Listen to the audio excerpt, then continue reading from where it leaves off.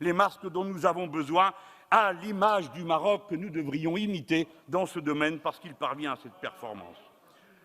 Oui, le Maroc, c'est très bien, c'est mon pays natal et je pense qu'il mérite votre admiration. Aujourd'hui, nous allons voir comment le Maroc a mis KO la France sur la crise du coronavirus.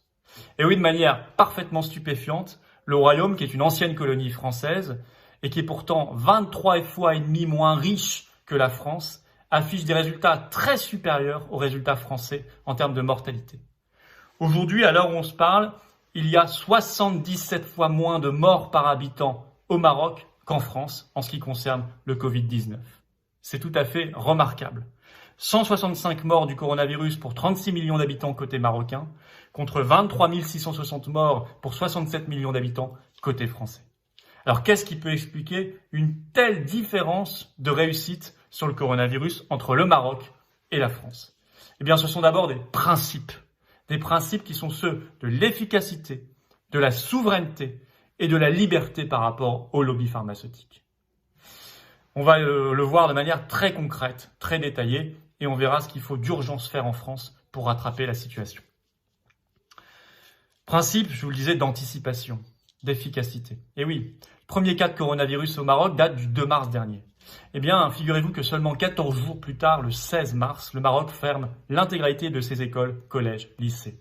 Et seulement 18 jours plus tard, le 20 mars, il met en confinement général sa population. Je vous rappelle qu'en France, le premier cas de coronavirus sur le territoire national, c'était le 24 janvier. Et que 43 jours plus tard, le 7 mars, je suis sûr que vous vous en souvenez, le président Macron et son épouse Brigitte paradaient fièrement devant toutes les caméras de télévision du pays en montrant qu'ils se rendaient au théâtre à Paris. Et donc appelaient les Français à continuer à vivre normalement et notamment à se rendre dans des lieux aussi bondés que les théâtres, alors même que l'épidémie était déjà en train de progresser de manière fulgurante dans notre pays. Efficacité, anticipation, ça s'est vu aussi sur les masques. Alors sachez qu'au Maroc, il n'y a jamais eu le mensonge d'État qu'on a connu en France. Jamais on a dit aux Marocains que le masque ne servait à rien ou que les habitants étaient incapables de le porter. Discours qui a été servi de manière incroyablement mensongère aux Français pendant des semaines et des semaines, on s'en souvient. Surtout, le Maroc s'est donné les moyens de ses ambitions. Il a rendu le port du masque obligatoire à l'extérieur le 7 avril, ce qui n'est toujours pas le cas en France.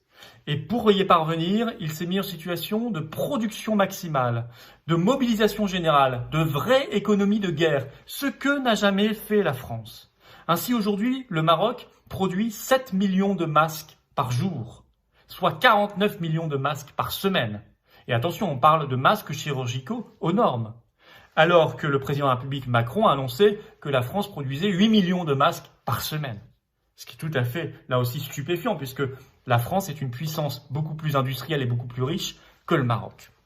Oui, mais le Maroc a mobilisé tout le monde. Il a mobilisé son artisanat, il a mobilisé son industrie. Aujourd'hui, vous avez 17 usines marocaines qui tournent nuit et jour pour fabriquer des masques. Et il prévoit d'arriver à une production journalière de 10 millions de masques. Dans le même temps, le Maroc a fait le choix de ne pas se fier simplement aux importations chinoises, ce qui a été la stratégie française et d'autres pays industrialisés. Ce qui fait que nous, aujourd'hui, on attend encore les fameux masques chinois qui n'arrivent pas. On a mis notre destin dans les mains de quelques gros conglomérats chinois, ce qui était une erreur. Il fallait se prendre en main, ce qu'a fait le Maroc. Ce qui fait qu'aujourd'hui, dans n'importe quelle épicerie marocaine, vous trouvez des masques à vendre, seulement 7 centimes d'euros l'unité. Mais vous y trouvez aussi du gel hydroalcoolique en abondance à vendre.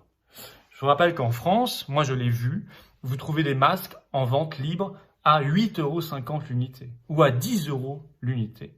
Et vous avez une situation de pénurie beaucoup plus avancée que ce qu'on a connu au Maroc, puisque je vous le rappelle, le Maroc s'est donné les moyens de fournir des masques à l'ensemble de sa population et a pu rendre le port obligatoire dès le début du mois d'avril. Souveraineté. Alors là, ça s'est vu clairement sur les frontières. Dès les 15 premiers jours de son épidémie, le Maroc a fermé l'intégralité de ses frontières nationales.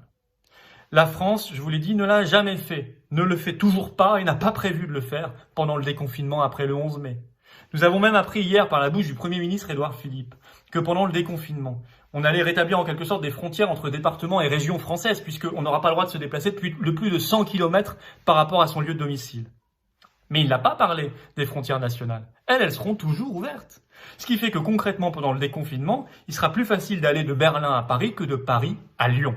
Voilà ce que c'est que d'être un pays qui n'est pas souverain. Et je vous disais, autre principe d'action qui fait toute la différence, c'est la liberté par rapport au lobby, et bien sûr au lobby pharmaceutique. Et oui, le Maroc a été le premier pays au monde à faire le choix du protocole Raoult, hydroxychloroquine, azithromycine. Dès le 23 mars, par une circulaire, et par la réquisition de tous les stocks du pays de chloroquine et d'hydroxychloroquine, notamment les stocks de Sanofi. C'est un choix très différent du choix français.